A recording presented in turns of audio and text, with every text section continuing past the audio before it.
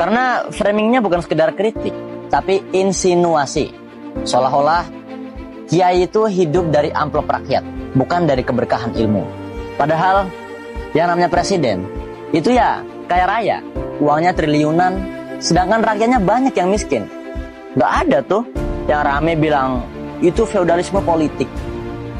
Padahal yang bertanggung jawab atas semua kemiskinan itu presiden, bukan kiai. Kiai itu gak punya APBN, gak ada anggaran dana bansos, gak duduk di kursi kabinet. Tapi yang diserang justru malah kiai. Lah, terus kalau kiai pakai sarung bagus, salah. Itu biasanya hadiah dari santrinya, bentuk rasa cinta dan penghormatan. Ya masa ngasih sarung ke gurunya yang ngajarin Quran cuma 25.000? Pasti ingin yang terbaik buat orang yang dianggap membawa mereka ke jalan ilmu. Dan kalau kiai pakai hadiah itu bukan gaya hidup mewah, tapi cara menghargai pemberian. Begitu pula dengan mobil, amplop, dan segala macam hadiah.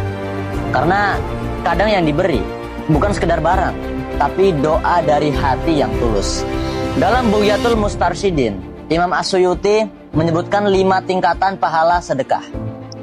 Dzakara As-Suyutiyu fi khumasihi anna thawaba shadaqati khamsatu anwa'in wahidatun bi'asyaratin wa hiya ala sahihil jismi wa wahidatun bitis'ina wa hiya 'alal a'ma wal mubtala wa wahidatun bitis'imiatin wa hiya 'ala dzi qarabatin muhtajin wa wahidatun bimi'ati alfin wa hiya 'alal abwaini wa wahidatun bitis'imiati alfin wa hiya 'ala alimin aw faqihin. Imam Suyuti menjelaskan, pahala sedekah paling tinggi sampai 900.000 kali lipat adalah sedekah kepada alim atau faqih, yaitu orang berilmu dan mengamalkan ilmunya.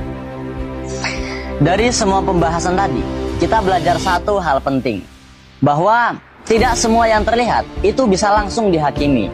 Karena di balik jalan jongkok ada adab, di balik amplop ada cinta, dan di balik pengabdian ada nilai yang tidak bisa diterjemahkan oleh kamera. Pesantren bukan tempat penindasan, tapi tempat pendidikan. Bukan ruang feodalisme, tapi ruang pembentukan karakter.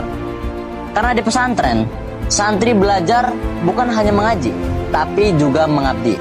Santri belajar bukan hanya menalar, tapi juga menghargai. Dan kalau jurnalisme modern tidak sanggup menangkap kedalaman itu, maka tugas kita sebagai santri, alumni, dan pecinta ilmu adalah meluruskan. Bukan dengan amarah, tapi dengan nalar. Bukan dengan makian, tapi dengan fakta. Pondok pesantren bukan musuh peradaban, justru pilar utama penjaga akhlak dan keutuhan bangsa. Jangan jadikan pesantren sasaran framing dan fitnah. Kami cinta kedamaian, tapi kami juga akan tegas jika kehormatan ulama kami dilecehkan.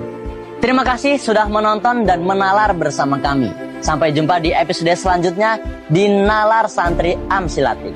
Santri menalar, dunia mendengar. Wassalamualaikum warahmatullahi wabarakatuh.